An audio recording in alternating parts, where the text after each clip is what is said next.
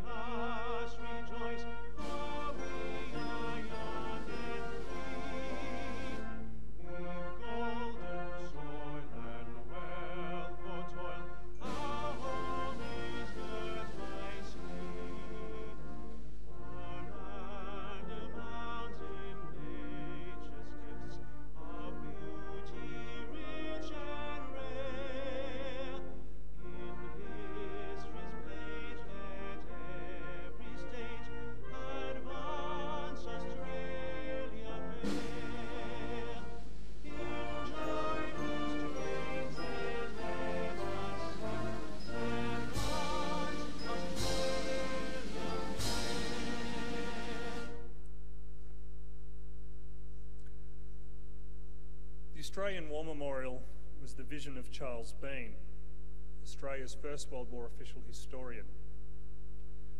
Bean landed with the Australian troops on Gallipoli and stayed with them at the front through until the end of the war. The idea of this national memorial and museum came to him at Pozières, France, in the depths of the bloody fighting of 1916. Bean's idea was that this would be a place where families and friends could mourn loved ones buried in faraway places.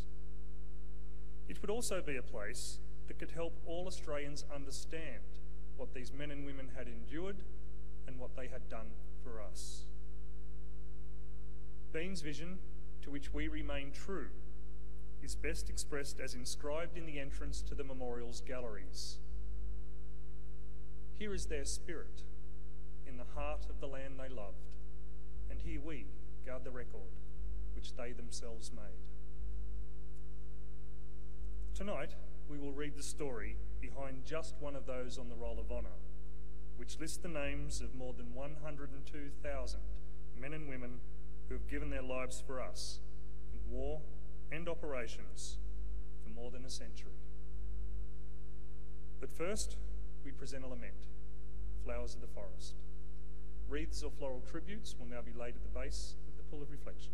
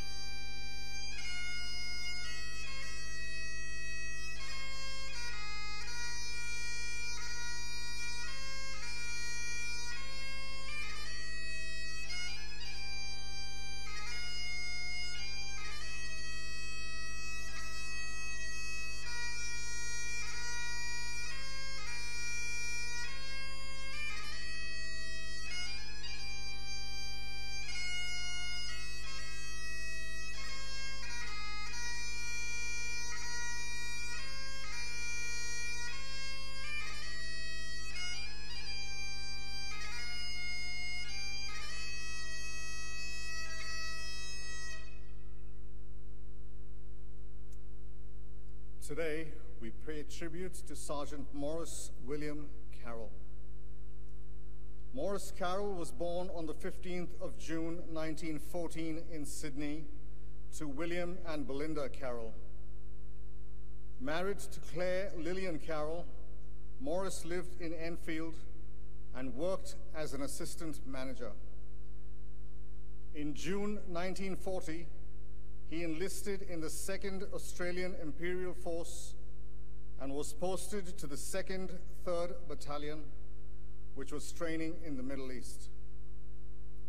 The 2nd 3rd Battalion took part in Australia's first campaign of the war in January 1941, when it was involved in the attack on Bardia and Tobruk in Libya.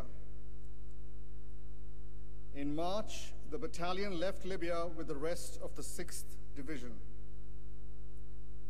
In Greece, it took part in the disastrous Allied campaign in the face of a swift German advance. Evacuated in late April, the battalion returned to Palestine. In June and July, the 2nd, 3rd took part in the campaign in Syria and Lebanon, and then remained in Syria as part of the garrison force until January 1942. Following Japan's entry into the war in early December 1941, the 2nd, 3rd left the Middle East in March 1942, and before returning to Australia, spent several months as part of the garrison forces on Ceylon, present-day Sri Lanka. The 2nd, 3rd Battalion first went into action against the Japanese along the Kokoda Trail and participated in the beachhead battles. It fought major engagements at Eora Creek in October, Oivi in November, and on the Sanananda track in November and December. The battalion then spent 1943 and 1944 training in northern Queensland.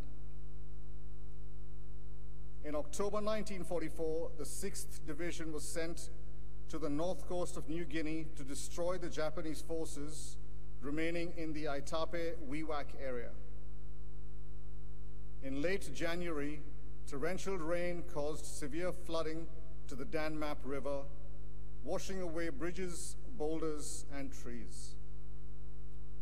On the night of the 26th of January, Sergeant Carroll's machine gun platoon found itself on a newly formed island in the floodwaters. When the river rose 6 meters above its banks, the men clambered to what high ground they could find and then into the treetops. The platoon commander, Lieutenant G.H. Fernside, a veteran of Tobruk and El Alamein, found this night the most terrifying experience of his life. He recounted that some were killed outright in that mad onslaught of frenzied water and green timber. Others were swirled beneath the press of timber and drowned. Others were knocked unconscious and their bodies snatched and sent racing downstream, turning over and over like otters. The following day, survivors who made it to the safety of the banks gathered in the battalion area. 7 men failed to report, one of whom was Sergeant Carroll. Maurice Carroll was 30 years old. His body was recovered and buried in the Commonwealth War Cemetery at Lae in Papua New Guinea. His name is listed on the Roll of Honor on my left, among some 40,000 Australians who died while serving in the Second World War. This is but one of the many stories of service and sacrifice told here at the Australian War Memorial. We now remember Sergeant Maurice William Carroll, who gave his life for us, for our freedoms, and in the hope of a better world.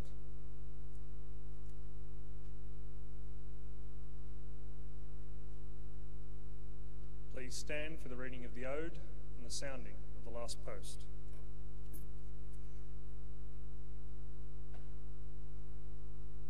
They shall grow not old, as we that are left grow old. Age shall not weary them, nor the years condemn. At the going down of the sun, and in the morning, we will remember them. We will remember them.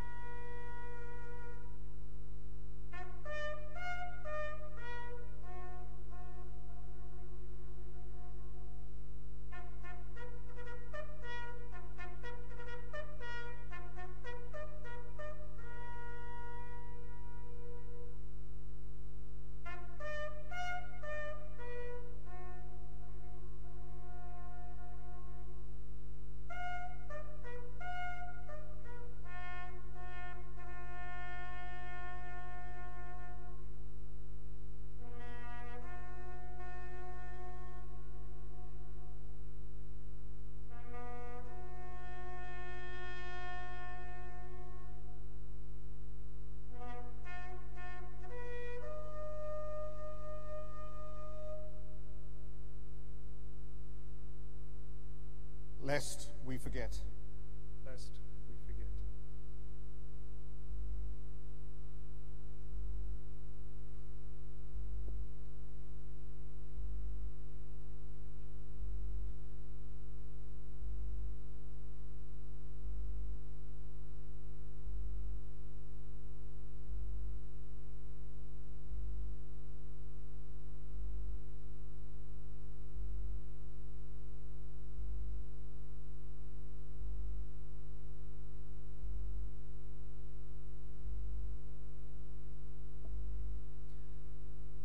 We leave you this evening with the words of the memorial's founder, Charles Bean.